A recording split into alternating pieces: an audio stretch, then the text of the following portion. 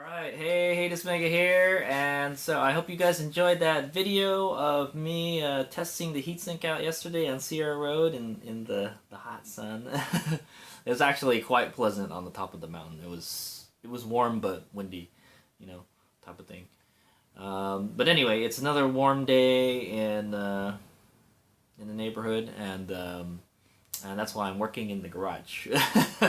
It's really warm outside. It's about 90 degrees outside. So I know those of you that live in the desert, like, yo, that's nothing, you know. but anyway, so what I got going on today is we're gonna go permanently attach this heatsink onto the BAC2000 controller, and then I'll kind of go over we'll go over the start to finish, because this is pretty much the end of this project right here.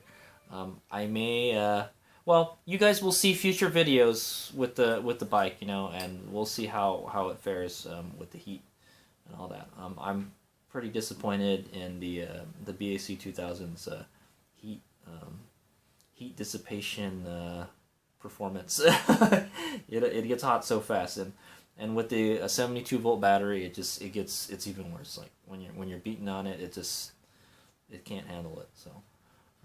It makes HadesOmega wish he bought the BAC4000 instead. So, but anyway, I'm willing to work with it, and the good thing is I could probably still use this heatsink with the BAC4000 because it's about the same size as the BAC4000. That's what I think. But anyway, so today we're gonna permanently affix the well, not permanently, but this is gonna be the final install for the heatsink.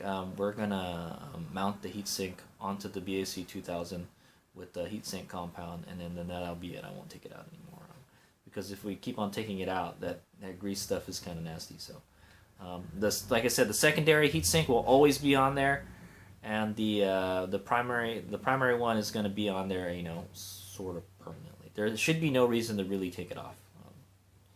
Yeah, there should be no reason to take it off. One thing I am worried about the heatsink is it's probably a little fragile. The fins are fragile, so if anything comes to the contact with it, it's gonna bend, crack, you know, whatever. But also, HadesOmega wish he bought a better quality heatsink, because this one looks like it's got a lot of imperfections in it. I don't know what this was being used for before. I don't even remember how I got this heatsink. I think I bought this at a computer surplus store. That's what I think I bought it from. And like I said, it looks like it comes off of like an amplifier or something, you know, or a power supply, something to keep something cool. So all right, so I'm gonna go remove it right now. So if you guys don't remember what tools I use to remove it, I use a little teeny tiny little adjustable wrench and a screwdriver, a small screwdriver. Okay, I'll just get an accelerated video of me taking it off. But I'll tell you what's got to happen today. Heatsink's got to come off.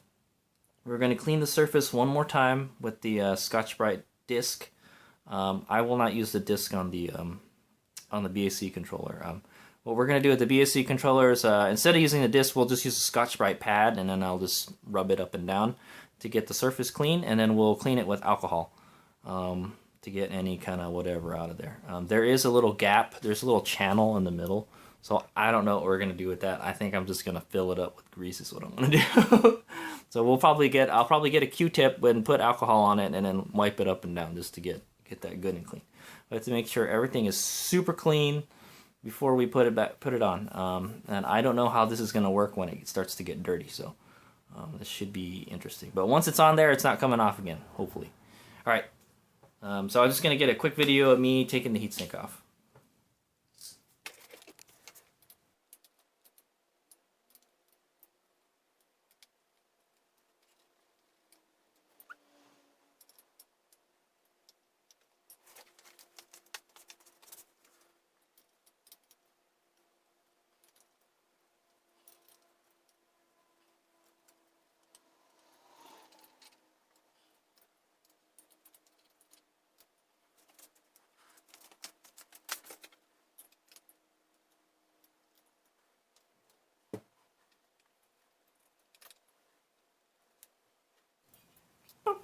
There it is. So there it is. It did pretty good yesterday. Like I said, I could probably do better if it was totally flat. We still got some kind of grease coming off on it, but yeah, it's okay. We'll just wipe it as it comes out. But all right. So let's go clean this up, and then we'll go clean this up, and then we'll start greasing it. You know what the grease reminds me of? It reminds me of lotion. That's what it reminds me of, or like sunscreen or something. It has something called zinc oxide in it. Does that sound like that's what's in sunscreen? I know sunscreen is some kind of metal or something. It's some kind of metal and like a grease or something. So, yeah. So anyway, it's supposed to help transfer heat better. All right.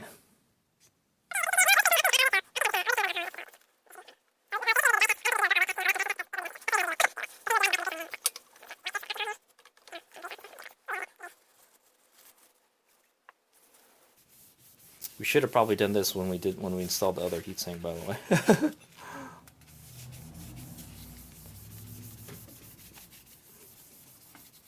Suppose we can just do this until it gets clean, I guess. So no dirt comes off. Man, it's still pretty dirty.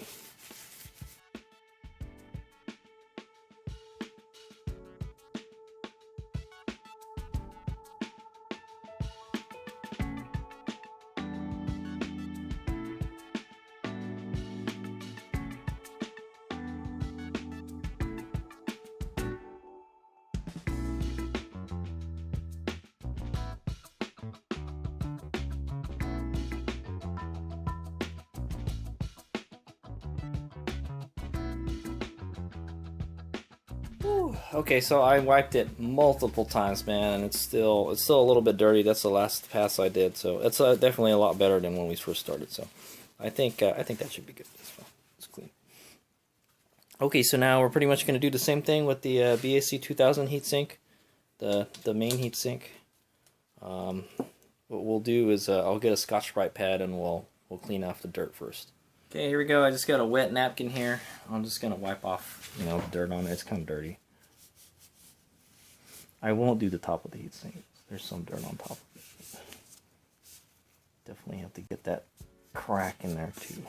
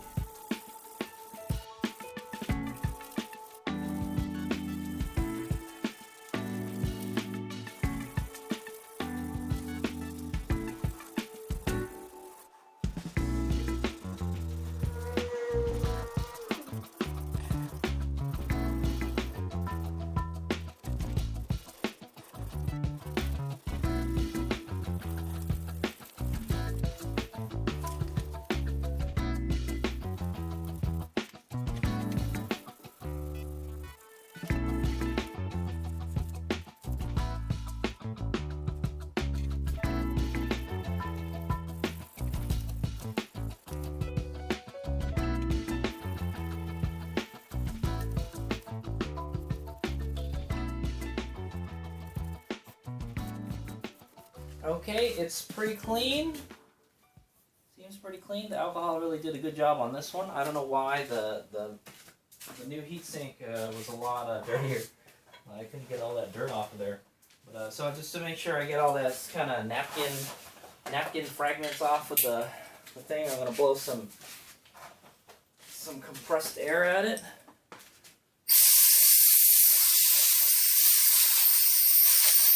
Okay, looks like one of these little fiber things came off of here. Oh, it's not cool. This 3D printed stuff, man, I don't like it.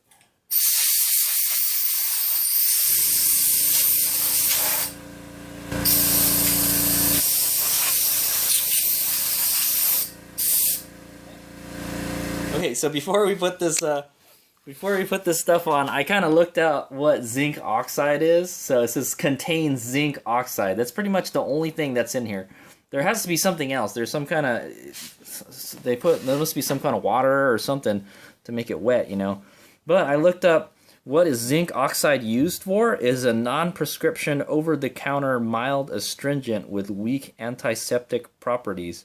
It is a skin protectant that is used to treat and prevent various skin conditions, including minor abrasions, burns, chafing, diaper rash, insect bites, and minor skin irritation. So this stuff is actually good for your skin, by the way. That's why I thought, like, you know, when I started squeezing it out of the tube, I was like, this kind of looks like lotion or something, like sunscreen. So I think it is in sunscreen also. Yeah, really, that's the main use for it. Is can I put zinc oxide on my face? Is used as a skin protectant. There you go. It is non-comedogenic for the most part, which means it's unlikely to cause breakouts or acne. Is it antifungal? Interesting. Side effects of zinc oxide. Zinc oxide poisoning. Oh, there we go. Here's the zinc oxide poisoning.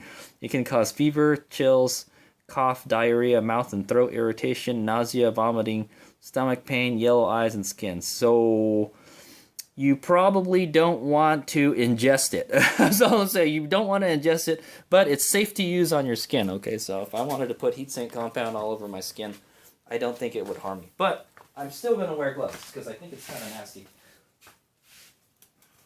As much as possible, I'll try to keep it off my skin.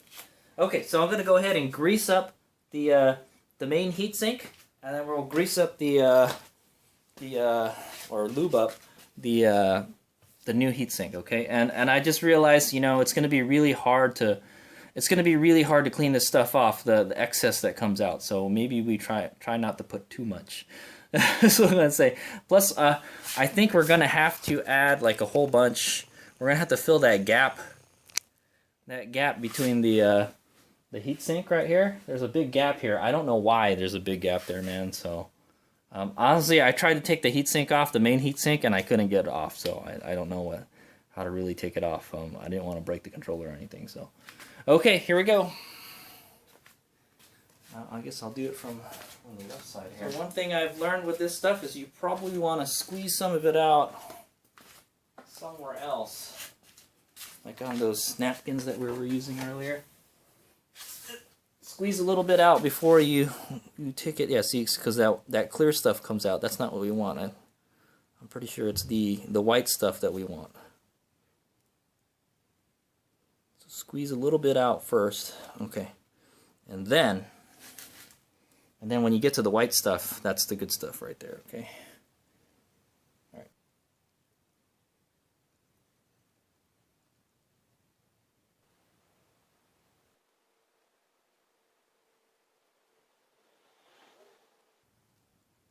Okay, we'll just put a really thin coat. We'll put really thin coats on both, okay?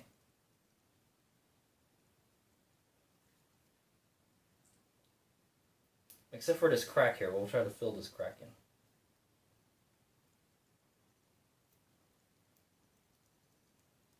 I guess it doesn't really matter, dude. It'll be like an air pocket.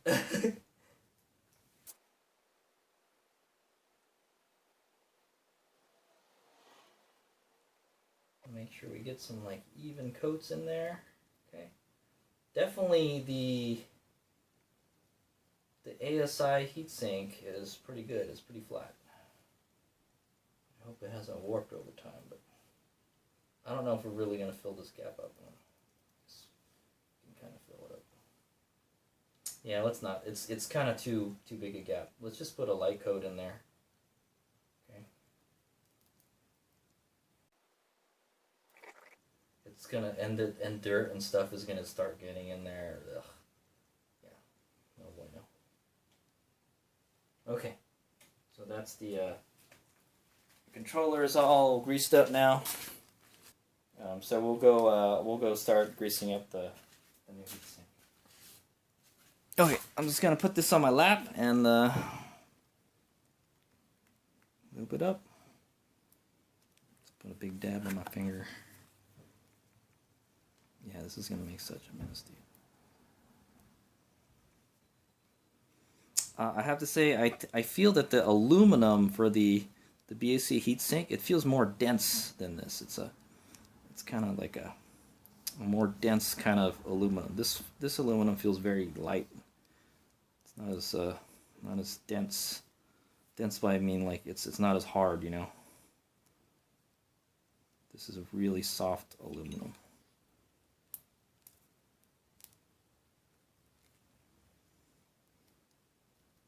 So there's a kind of dent right here. So hopefully we're gonna make sure we cover that. So right here, it's kind of warped on the top. We're not gonna get a really good contact here. So probably want to put it a little thick there.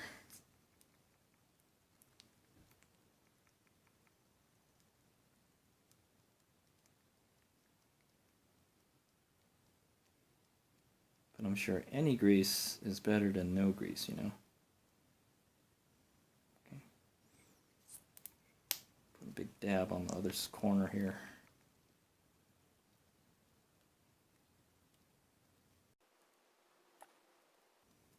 So we're hoping that it fills all the inconsistencies in this heatsink, because Hades Omega did not use the best heatsink, you know. It may have been flat when we first started. Okay, I'm not gonna lie. It may have been flat before I heated it up with the torch, and then the torch probably warped it. You know. Okay, I don't really know how much grease to put on this bottom part here. And like I said, we're not gonna have access to it. Is the problem. That looks pretty good. I'm going to put a little bit on the mounting tabs, just a teeny, tiny. Okay, that's too much, but like I said, we will wipe the excess off. There's going to be a lot of excess coming out, you know. Just a little bit. Okay, to help fill in the gaps. Okay, so now we're going to go install this bad boy.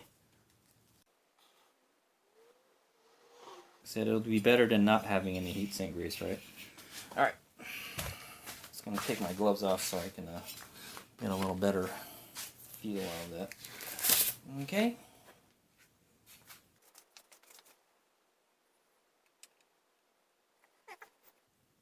Swish it around a little bit.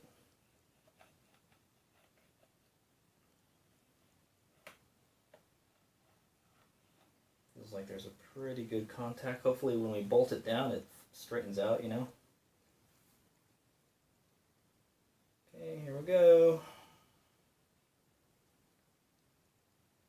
Once again, Hades Omega cannot see the holes for the freaking, to mount the thing, so I have to kind of guess where they are, because there's grease all over the freaking hole. It will not hold itself up too, it's going to slide down.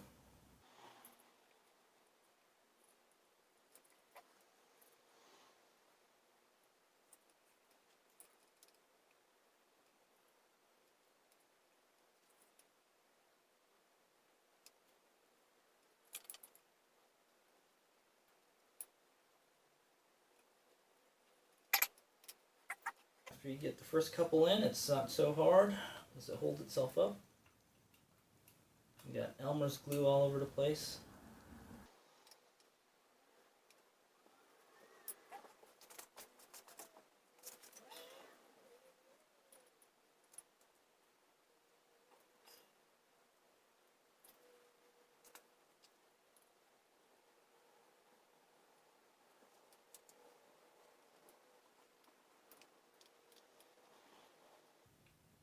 Okay, I got all four in there. It's very loosely on there, so I'm just gonna make sure it's kind of level.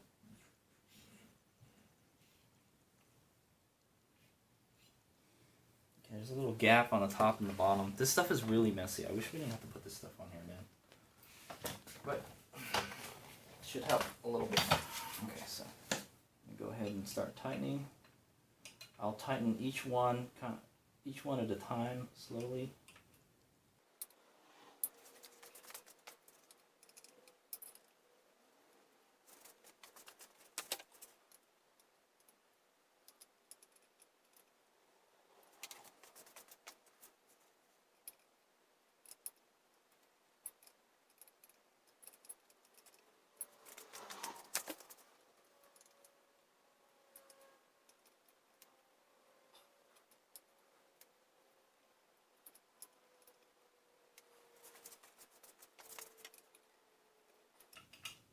Okay, so I'm pretty close to it being tight. I'm just going to tighten them all until they won't go anymore.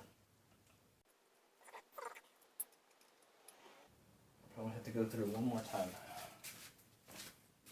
This is the final step.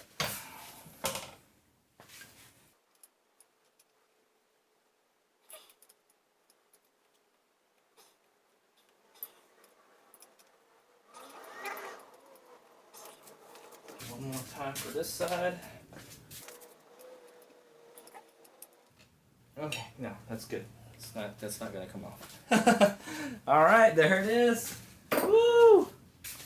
All right, it's on there.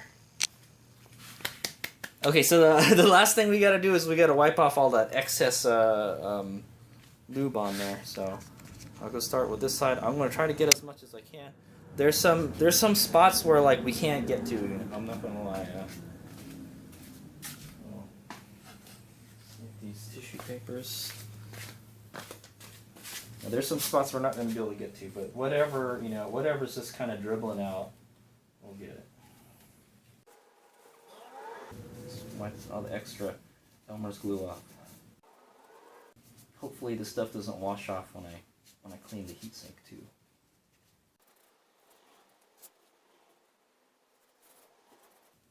We got to overclock our Suron. That's what. Overclocked Suron. That's what we're going to call it. Overclocking the Suron.